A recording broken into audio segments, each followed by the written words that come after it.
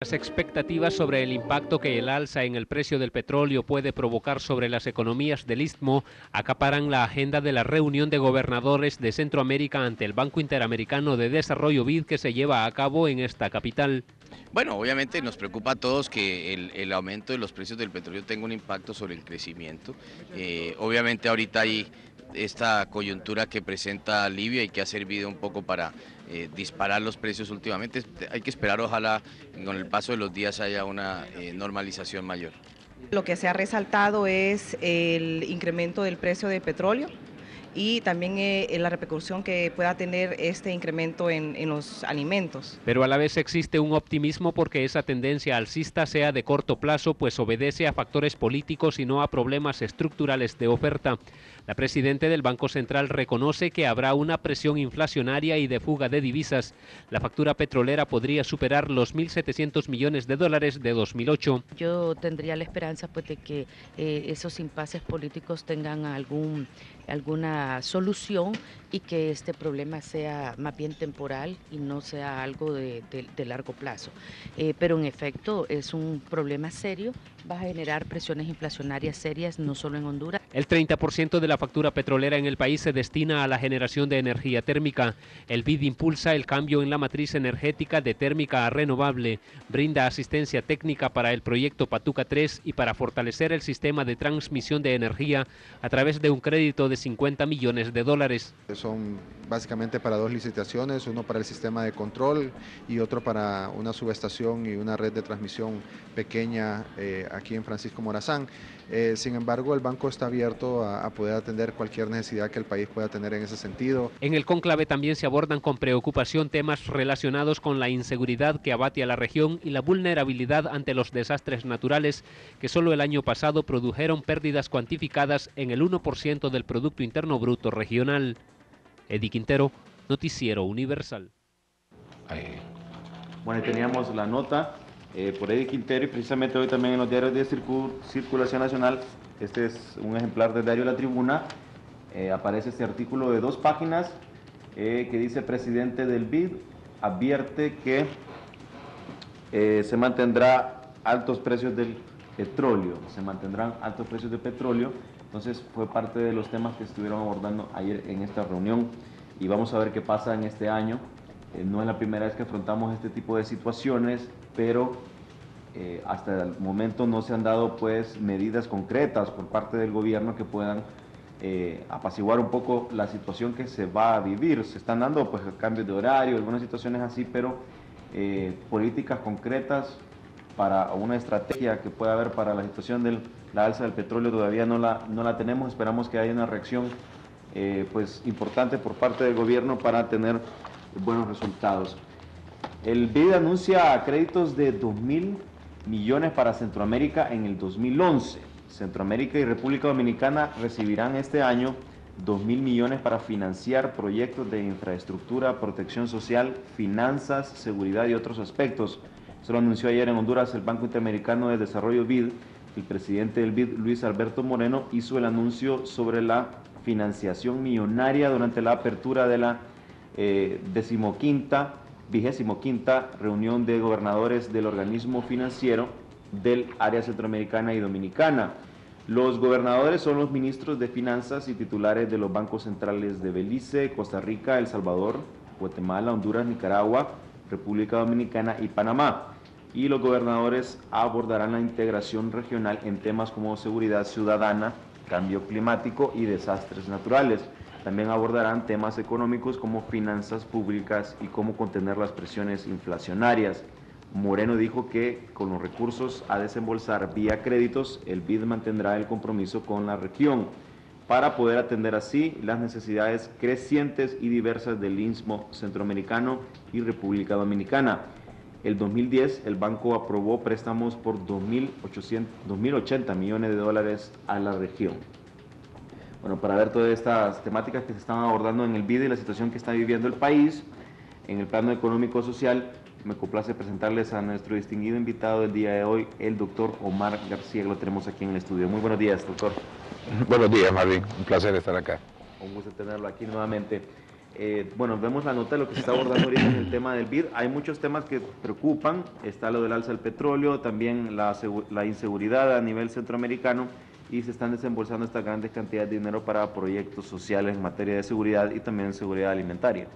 Bueno, sí, el tema del petróleo pues ahorita está acaparando todas las agendas de reuniones de todos los países a nivel del planeta, no solamente acá. Ayer había más estupor económico en Europa. El barril del Brent estaba ya sobrepasando lo que es los $100, y eso está ejerciendo una presión fuerte en todo lo que son las estrategias. Se está hablando acerca de la intervención militar en Europa, con respecto a Libia, por ejemplo, que Libia es la principal zona de abastecimiento del petróleo. Entonces tendríamos que estar observando un posible escenario militar en el cual se espera de que haya una situación que ejerza una presión fuerte sobre la perspectiva. Recordemos que la parte del petróleo es bien interesante, ¿verdad?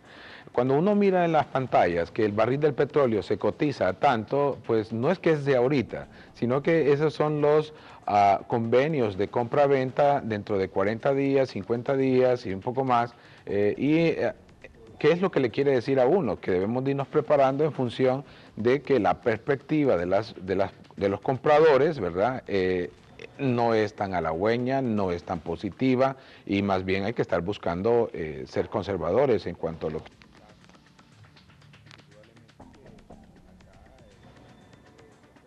Tendrá que continuarse viendo como vista en la agenda. Si estuviésemos viendo algo más directo y a ser más responsables, hablando de gobernanza o gobernabilidad, no sería, para mí no sería exagerado que el gobierno estuviese implementando un plan de ahorro como que el barril está a $150. Entonces habría que reunirse a todos los mejores pensantes del país y de la región para establecer qué hacemos y qué cambios deberíamos de hacer en función de que hoy el barril está a $150. ¿Cuáles deberían de ser las decisiones gubernamentales de gasto corriente, de aquello de inversión, de movilización para poder enfrentar ese escenario? ¿Por qué le digo esto? Porque deberíamos de estar en un escenario no de tipo de seguimiento. Es un error estratégico e irresponsable lo que estamos viendo ahorita, de que se está esperando si vamos a ver qué decisiones nosotros tomamos. Cualquier situación de restricción que hagamos ahorita es mejor, porque al final va a haber un acrecentamiento. La propuesta de Alemania, de Europa, en el sentido de no intervención militar, tiene muy pocos acompañantes. La verdad es que Europa se va a sentir ahorita presionada por ese millón de árabes que están siendo desplazados, huyendo de las zonas de guerra, donde no se había visto nunca antes. Creo que eso había pasado hacía 1000 años, y que había tanta migración de árabes hacia Europa. No saben cómo poder hacer con respecto a ello. Las tasas de interés también, el Banco Europeo anunció de que van a venir subidas ya para abril. Entonces el escenario económico no es muy halagüeño, por tanto no deberíamos de estar como miremos a ver qué pasa y después tomamos las decisiones, porque nos va a suceder lo que siempre acontece con estos gobiernos que tenemos, últimos gobiernos que hemos tenido. Siempre llegan tarde y son insuficientes las medidas que están tomando en función de poder hacer frente a esa situación, en lo cual la parte del petróleo sí está inquietando a todo mundo, no solamente en la parte de lo que sería del precio, sino en las cantidades, el consumo mismo se está viendo. Si bien es cierto, estos días Arabia dijo de que podía atender lo que es la producción de Libia, pero una cosa es que Arabia pueda dar lo que Libia estaba produciendo, y otra cosa que Europa no recibe el petróleo libio que tenía ciertas connotaciones muy interesantes en cuanto a cantidades, en cuanto a precio, en cuanto a privilegios de compañías extractoras europeas del petróleo. Definitivamente, ¿verdad? A pesar de que Arabia va a suplir el petróleo de Libia, y es un hecho, tiene capacidad para poder hacerlo, pero alrededor de estos países están surgiendo inestabilidades. El caso de la península arábica, donde se saca la mayor parte del petróleo de lo que es la OPEP, ¿verdad? La Organización de Países Exportadores, porque no hay que perder de vista en esto, Marvin. Una cosa es ser país exportador y otra es país productor de petróleo. Entonces, en el caso de la OPEP, por ejemplo, hay países que no pertenecen ahí. En el caso de Latinoamérica tenemos a Brasil y México, ¿verdad? Con respecto a ellos no estamos. Los únicos miembros de la OPEP pues son Venezuela y Ecuador. Y tenemos también los Estados Unidos, que ellos tienen su propia producción y tienen toda una ley marco que prohíbe que se pueda utilizar las reservas de petróleo, porque las tienen guardadas para las siguientes generaciones cuando el petróleo se acabe. O el caso, por ejemplo, de México, donde también tiene un marco que prohíbe que vaya siguiéndose exportando el petróleo mexicano, porque la situación es esta y los expertos en la materia nos lo están diciendo. En el 2040, todo lo que es en cuanto a consumo y producción se va a equiparar. Entonces, la oferta y la demanda del petróleo será neteada o igual. ¿Qué va a acontecer a partir de ese momento de quiebre?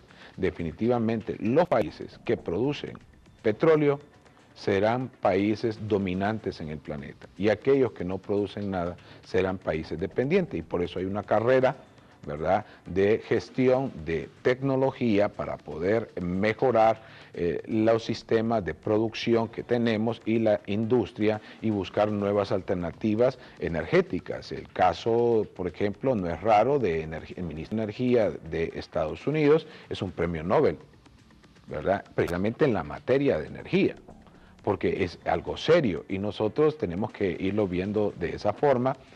Va a ir cambiando la forma de consumo, no podemos seguir acá en nuestro país, como es un país dependiente, ¿verdad? Uno empieza a ver que es dependiente en varias cosas.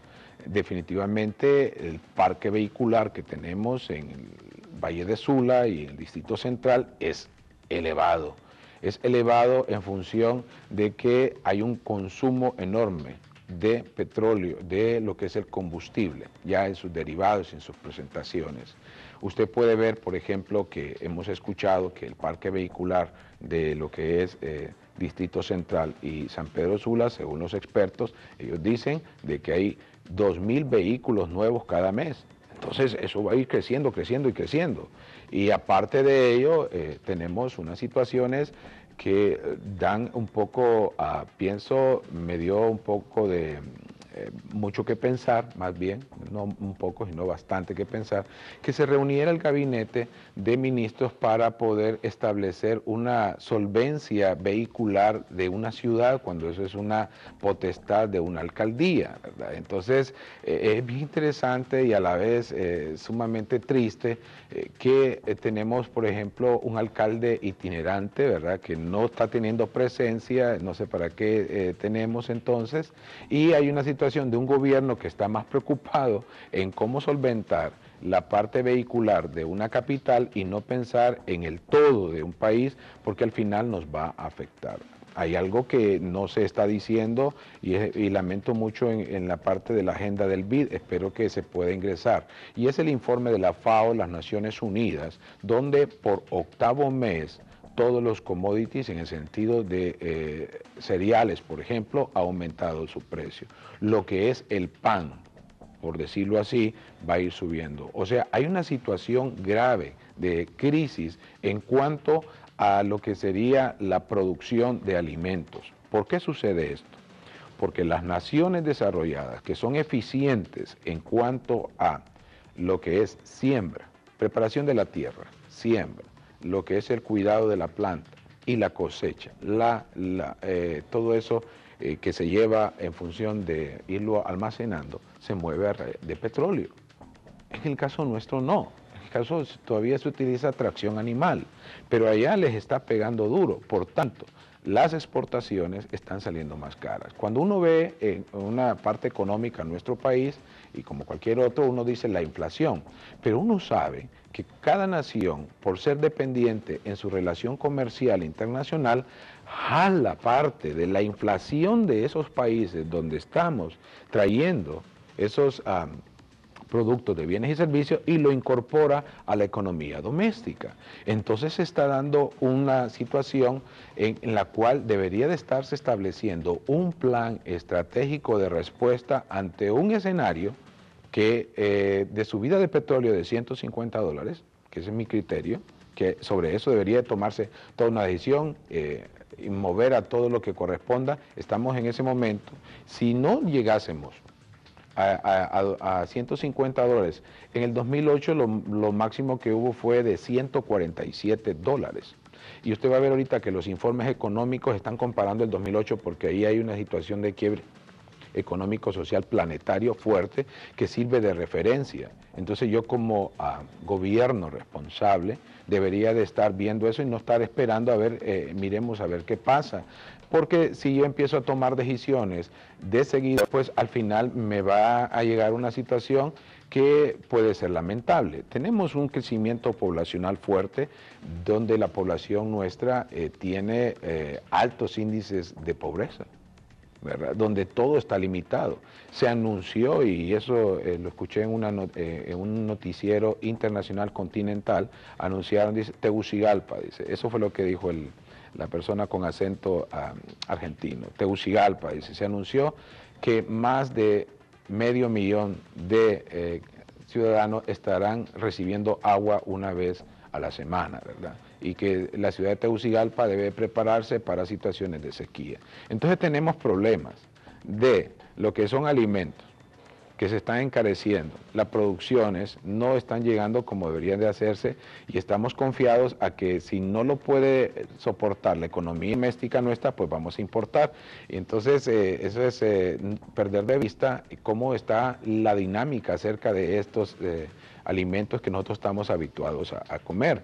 Pero también están los aspectos de sequía, que de la sequía que hay en Centroamérica en función del niño o la niña, que está provocando grandes inundaciones en lo que es Sudamérica, pero está provocando sequías en Centroamérica.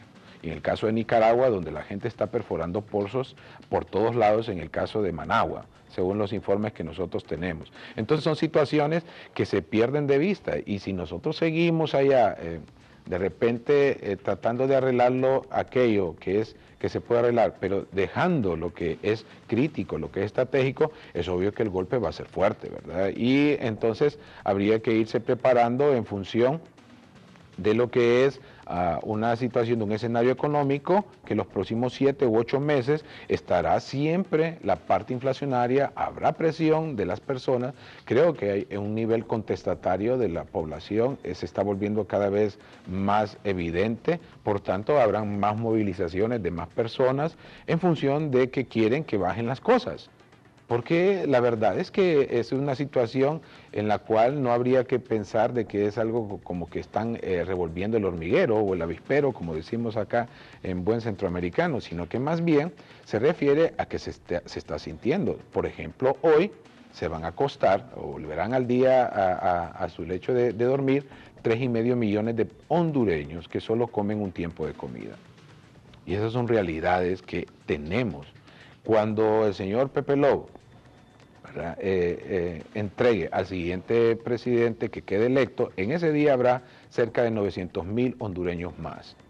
Entonces son situaciones que necesitamos ir viendo ya como gobierno, pero si yo empiezo a tomar situaciones de que voy a ver qué es lo que pasa y empiezo a hacer caso a las fuerzas de tipo política, partidarias, de ver cómo quedamos mejor, al final aquí lo que acontece es que habrá siempre más de lo mismo, en las mismas condiciones y con los mismos resultados. Albert Einstein decía, es tonto seguir haciendo lo mismo y pensar que vamos a tener en algún momento resultados diferentes. Deben de haber cambios y esos son aspectos que deberían de estarse considerando. Creo que hay que aprovechar el espaldarazo que está dando el BID en su reunión de aquí en Honduras, precisamente a que el hecho de que estén aquí reuniéndose es un espaldarazo tremendo para el gobierno y debe de multiplicarlo de la mejor forma, ¿verdad? Hemos visto a varias personas que estamos ahí, conocemos personas muy inteligentes, muy prometedoras en nuestro país. Personalmente conozco al magíster Marlon Tábara, es una persona realmente muy preparada y lo felicitamos en función del papel que está haciendo como enlace del BID y el gobierno. Pero necesitamos ver más personas allá, no necesitamos seguir viendo en el gobierno a ministros de reciente nombramiento que aceptan que no saben nada de por qué los han puesto ahí, pero que van a aprender rápidamente. Esas cosas son tristes, porque la situación no es para estar poniendo personas que no sepan. Necesitamos personas que entiendan de turismo, ¿verdad? No lo que está aconteciendo. Es triste tener una odontóloga, con el perdón del caso, pero eso no es una persona que entienda de turismo. El turismo está enlazado con artesanía y esta persona no ha entendido todavía cómo es eso.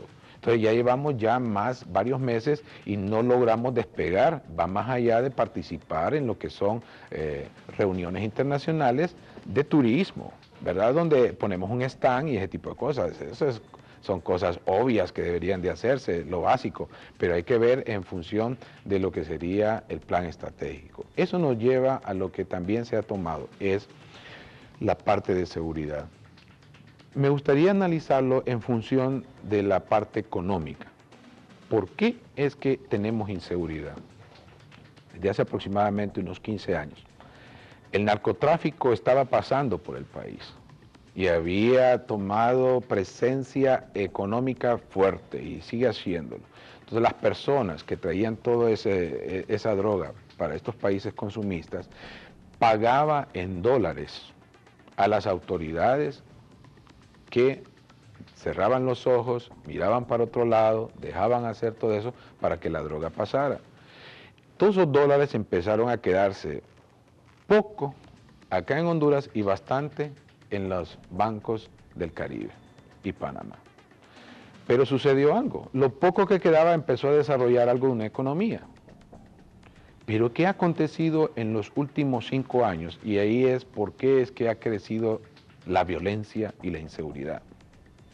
Resulta que los traficantes lo que están haciendo es que ya no han seguido pagando con dólares. Lo que hacen es pagarle a las autoridades corruptas de nuestro país o a las personas que están ahí en colusión, ya no les pagan en dólares, les pagan con paquetes de cocaína. Eso tiene un problema económico y un impacto económico. ¿Por qué en ese sentido? En el otro, pues era lavado de activos, pero en este, entonces, esa es una mercancía que ahora hay un problema, hay que convertirla a dinero, y entonces estas personas que están en nuestros países lo que hacen es agarrar esa cocaína y empezar a distribuir y empiezan a establecer feudos, lugares, y por eso vemos esta situación de confrontación, de matanzas que se están dando entre estos grupos, porque ya no están peleando directamente por el dinero tan fácilmente como lo tenía, sino que tienen que convertirlo, se vuelve un mercado al cual ellos tendrán que hacer afrenta. Y miramos a una autoridad del país donde estaba diciendo, creo que era el ministro del Interior, que decía de que esa confrontación fuerte ha llevado hasta que pierdan el respeto por la vida de los hijos, de las madres, que aún dentro de las mafias mantienen ese tipo de situación de las familias. El caso de México, la semana pasada, donde 2 niñas, hermanas, ¿verdad? Hijas de un narcotraficante, están con otra niña cerca de la escuela donde van y vienen unos sicarios directamente a matar a estas niñas que fueron contratados por otra banda rival y mató a las 2 niñas, más la niña acompañante que no tenía nada que ver. Bueno, ninguna de las 3 porque son inocentes en ese sentido, pero para que vayamos viendo, ¿verdad? Si seguimos así como estamos viviendo, en el caso nuestro vemos que salen las Fuerzas Armadas, y entonces la gente dice, pues yo me siento más seguro, pero ¿qué va a pasar cuando ya no estén? ¿O qué va a pasar con los problemas que son conocidos y que lo dijo el ministro de Seguridad en función de que hay narcotraficantes policías y hay policías narcotraficantes, que son dos esquemas diferentes y que están ahí presentes con respecto a ello? ¿Cuál va a ser el nivel de respuesta ante eso? Entonces esperamos que con las medidas del plan de Mérida, que conocemos un poco acerca de ello, de la presencia norteamericana, del entrenamiento y del esfuerzo de depuración, porque eso es lo que acontece y pone en evidencia lo que le he planteado, para que puedan haber mejores resultados. Al final todo eso vemos que el país tendrá que venderse, pero obviamente se vende de una forma donde permita que los inversores puedan venir, pero bajo unas reglas de seguridad integral, no solamente de seguridad ciudadana. Porque si yo le voy a dar seguridad jurídica a un inversor extranjero, pero voy a descuidar la seguridad ciudadana de mi pueblo, pues no estoy tan bien ubicado. Pues al final lo que estoy dando es cediendo una parcela de mi tierra para uso de extranjeros que pueda que estén, pueda que no estén, más allá de 10, 15 o 20 años, según las circunstancias, ¿verdad? Sí, es un panorama que debe tomar muchas acciones. Esta reunión del BID, pues ya se están dando buenos fuertes desembolsos. Esperamos de que se utilicen esos recursos y que no se pierdan en el olvido sin tener resultados. Hemos tenido ejemplos de la estrategia de reducción a la pobreza, que lo que redujo pues, fue todo menos la pobreza, y otras estrategias que se han dado con donativos y ayudas de otros países para proyectos sociales, y no se ha traducido esto en resultados y hemos fracasado rotundamente. Más bien ha quedado evidenciado los niveles de corrupción. Esperamos que esto no sea el caso y se haga con transparencia. Es la materia de seguridad alimentaria, no hay disponibilidad de alimentos, a por lo menos abastecer el mercado interno con solo la producción del país.